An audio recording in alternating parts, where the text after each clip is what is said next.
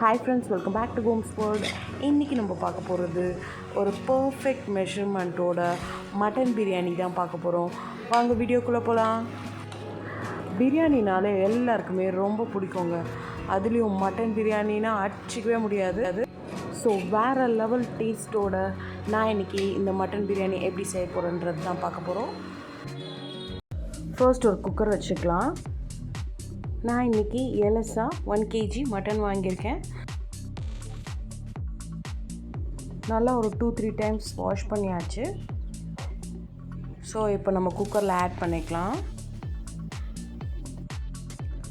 Next ginger garlic paste 1.5 spoon add பண்ணிக்கிறேன்.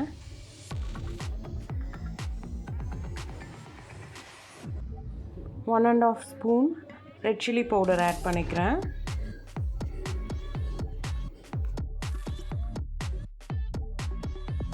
½ spoon turmeric powder add பண்ணிக்கிட்டேன். Mutton நல்லா dip ஆகிற வரைக்கும் நம்ம தண்ணி ஊற்றிக்கலாம். இப்போது குக்கர் விசில் வச்சிடலாம். ஒரு 2-3 விசில் வந்தவொன்னே ஓப்பன் பண்ணிக்கலாம். 1 kg India Gate basmati rice ஊற வச்சாச்சு. ½ அன் ஹவர் ஊற வச்சு எடுத்துக்கலாம். ஒரு டபரா வச்சுக்கலாம். அதில் 13 கரண்டி, இந்த கரண்டியில் 13 கரண்டி எண்ணெய் ஊற்றிக்கலாம்.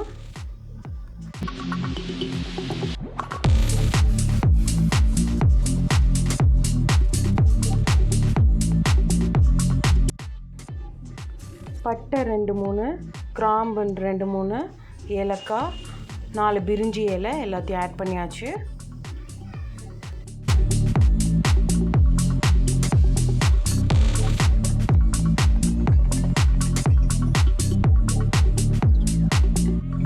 ஆல்ரெடி வெங்காயம் சாப் பண்ணி வச்சாச்சு. 8 பச்சை மிளகா, 1 கிலோ வெங்காயம் நான் உள்ளே ஆட் பண்ணிக்கிறேன்.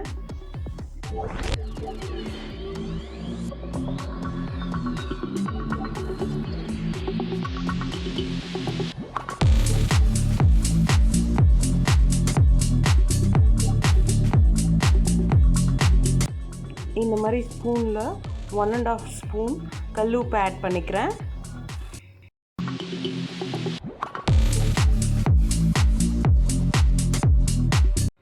நல்லா வதக்கி விட்டுக்கோங்க.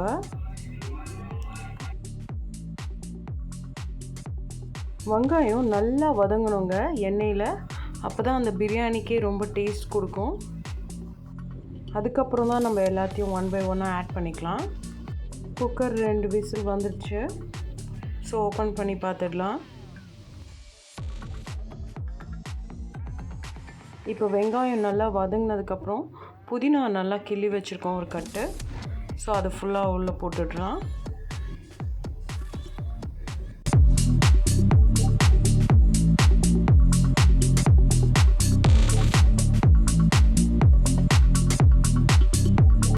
இப்போ ஜிஞ்சர் கார்லிக் பேஸ்ட் உள்ளே ஆட் பண்ணிக்கிறேன்.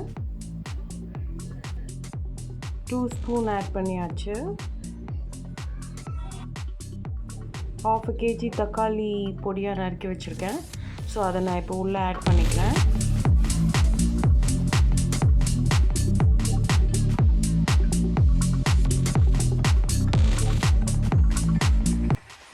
பாருங்கள், இந்த மாதிரி நல்லா வதங்கி வரணும்.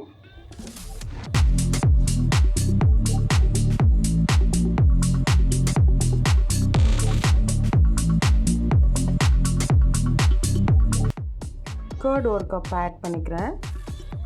தயிர்,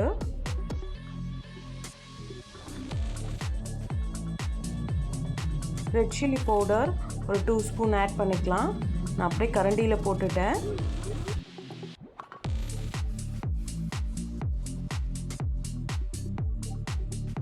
one spoon turmeric powder add பண்ணிக்கலாம். எல்லாம் நல்லா வதங்கினதுக்கப்புறம் இப்போ நம்ம மட்டனை உள்ளே ஆட் பண்ணிக்கலாம்.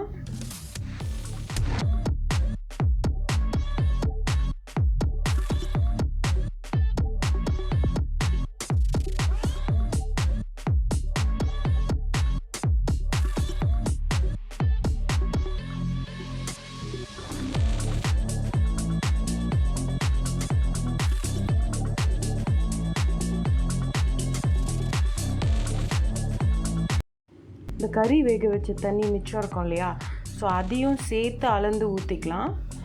ஃபஸ்ட் ஒரு கிளாஸ் ஊற்றுறேன். மறுபடியும் இப்போ 2வது கிளாஸ் ஊற்றுறேன்.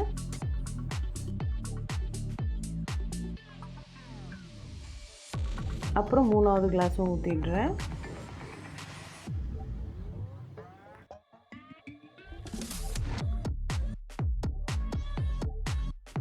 4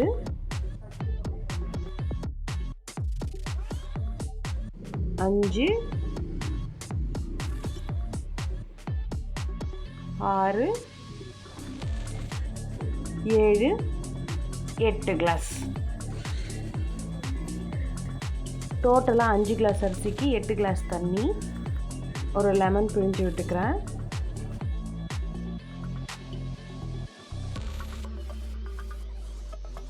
இப்போ பிளேட் போட்டு முடிக்கலாம். கொதி வரட்டும். காரம் கொஞ்சம் கம்மியாக இருக்குது, ஸோ அதனால் இன்னொரு spoon red chilli powder add பண்ணிக்கிட்டேன்.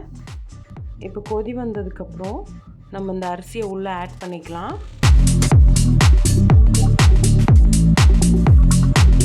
அரிசி போட்டுட்டு ஒரு கொதி வந்ததுக்கப்புறம் லோ ஃப்ளேமில் வச்சுருங்க. இப்போ பொடியாக நறுக்கி வச்ச கோரியண்டர் லீஃப், கொத்தமல்லி தழையை நான் தூவி விட்டுக்கிறேன். இப்போ மூடி வச்சுட்டு சூடான தண்ணி மேலே வச்சு தம் போட்டுக்கலாம். 10 மினிட்ஸ் கழிச்சு ஆஃப் பண்ணிவிடுங்க. நெக்ஸ்ட் 1/2 hour கழிச்சு ஓப்பன் பண்ணி பார்த்தா சூப்பரான மட்டன் பிரியாணி தயாராகிடுச்சு. பாருங்கள், ஒன்றோட ஒன்று ஒட்டாமல் நல்லா பலன்னு வந்திருக்கு. மட்டனும் சூப்பராக வெந்திருக்கு. இதே மாதிரி நீங்களும் உங்கள் வீட்டில் செஞ்சு சாப்பிட்டு பார்த்துட்டு எங்களுக்கு லைக் பண்ணுங்கள், ஷேர் பண்ணுங்கள், கமெண்ட் பண்ணுங்கள், சப்ஸ்கிரைப் பண்ணுங்கள். கூடவே இருக்கிற பெல் ஐக்கானை கிளிக் பண்ணுங்கள். பாய், தேங்க்யூ.